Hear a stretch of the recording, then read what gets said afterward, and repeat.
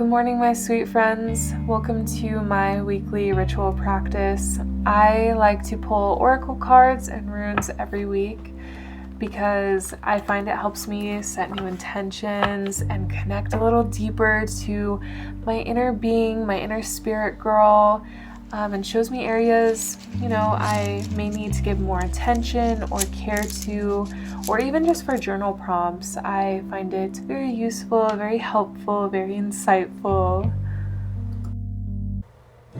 This week, I am taking you to one of my absolute favorite places ever. It is the apothecary that I go to. This is where I get all of my amazing organic teas and ceremonial grade cacao and Irish sea moss to really fuel my body. It is literally the place that makes me feel like home. Okay, on top of the daily tea that I drink every morning, which it honestly kind of switches up depending on what I'm needing, I have been so consistent with having apple cider vinegar every morning because I'm really trying to do a lot of work on my gut biome.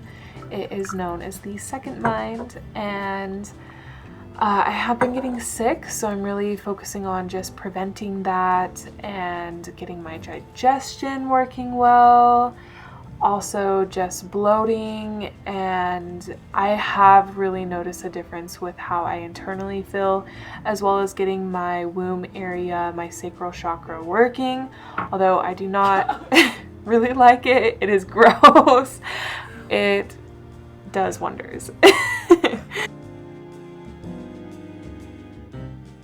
Alright guys, so I'm making a very easy cauliflower orange chicken. I made some black forbidden rice as the base, and then in another pan I got some ginger and jalapeno and chopped it up and simmered it on a pan in some, I believe, olive oil. You can use any oil. And then I got some oranges and squeezed that into the pan to have some natural orange chicken flavors, no added sugars, and tossed in some coconut liquid aminos. You can also add cornstarch if you want a little thicker. And then I put this in a bowl with cilantro, spinach, and poured the sauce over. It was really, really good. For breakfast, I've just been making protein acai bowls with cacao, hemp seeds, coconut, and sunflower butter. It is super creamy. It's like desserts, and it's bomb.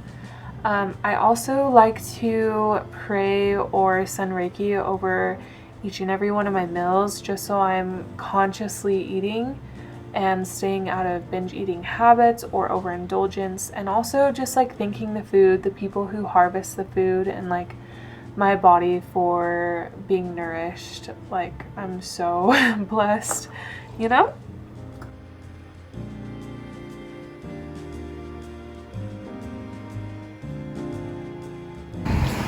at this tree.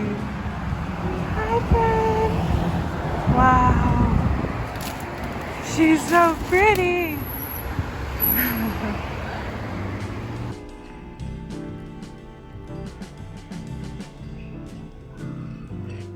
Good morning. Today is Saturday. I'm coming to a closing of this week, and I am stepping away feeling so empowered, so much centered back into myself and who I'm creating myself for. And I would say that this is like the first week, maybe the second, where I actually am seeing a change in momentum and have found other ways to like address the problems that I've been facing. I really just need to be like open and vulnerable with you guys about the last week and a half. I fell into a pit of like self-sabotage again, and I felt so disconnected from like my true being and into my subconscious thoughts, and I'm trying to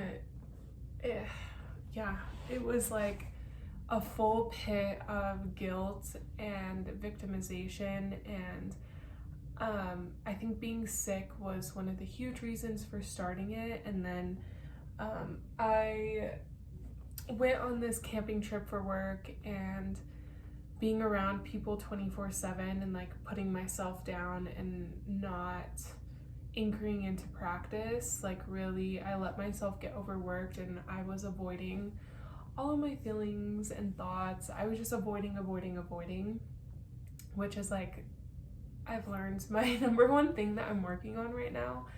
And like also at work, I was making myself get into the cycle of feeling guilty because I was eating, I wasn't binge eating, but I was just eating foods that made me feel really sick. And I have been over the past weeks, but I haven't been willing to change it. And it was like, well, why change it? Kind of like the binge eating mind was setting back into me.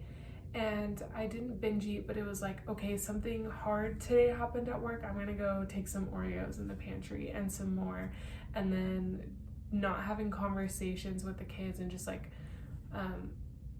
overeating foods that just made me feel sick. And I'm learning a lot about just how powerful our minds are, and that when we allow our bodies to become the masters of our minds, then we will always listen to the body. And if we always listen to our state of being or feeling, then we're never going to get out of it. And so I'm really anchoring into changing the way that I feel in my morning practice and focusing on feeling my true authentic being and self, and feeling feelings of passion, of pleasure, of joyfulness, of self-love and forgiveness, and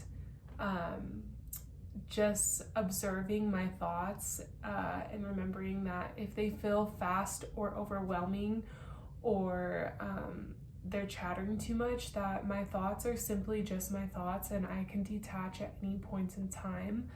And if I don't want to listen at that moment, I don't want to listen. And when those harsher narratives comes up, or narratives of guilt or putting myself down, that I can consciously step in and remind myself of my worth and how beautiful that I am, and that I am capable.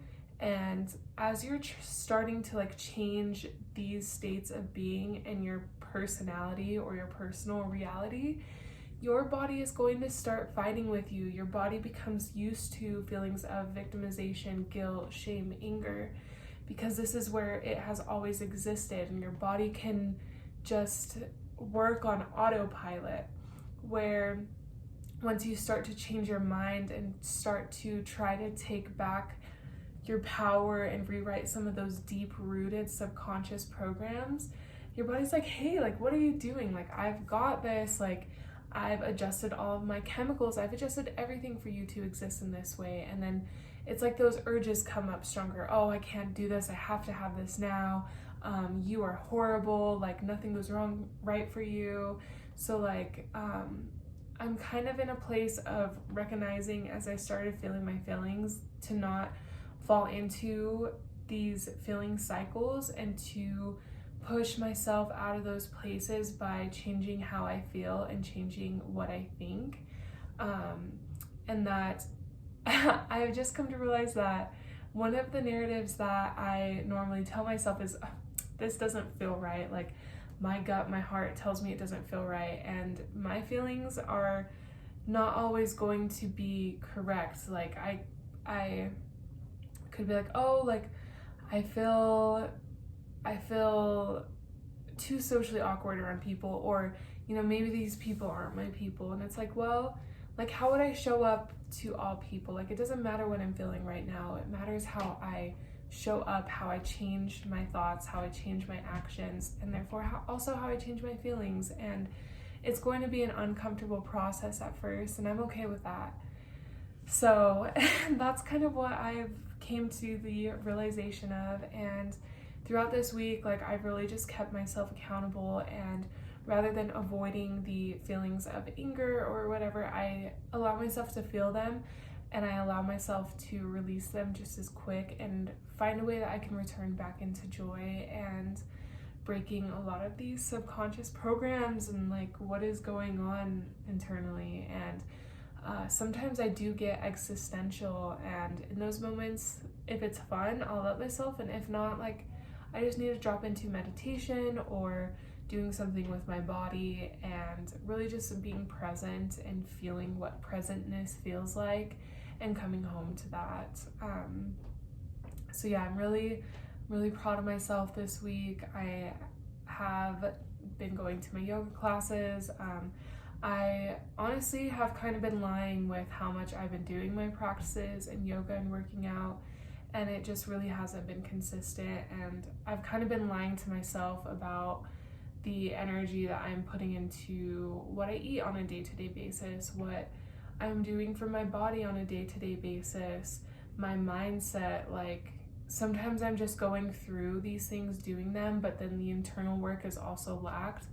And I'm also like kind of lying to myself about how frequent that I've been doing these things and how consistent I've been and where I'm actually at. So I just wanted to share that with you and be honest and keep moving forward. I don't feel bad about this. It needed to happen. I needed to learn this pattern like deeply about myself so I can know how I'm my worst enemy and not necessarily like fight myself with love, you know, and be my parent. So I am going to get ready for a yoga class. I'm very excited. I feel like my glow is coming back. I feel so much more centered and like myself. So I'm really excited. I love you guys, and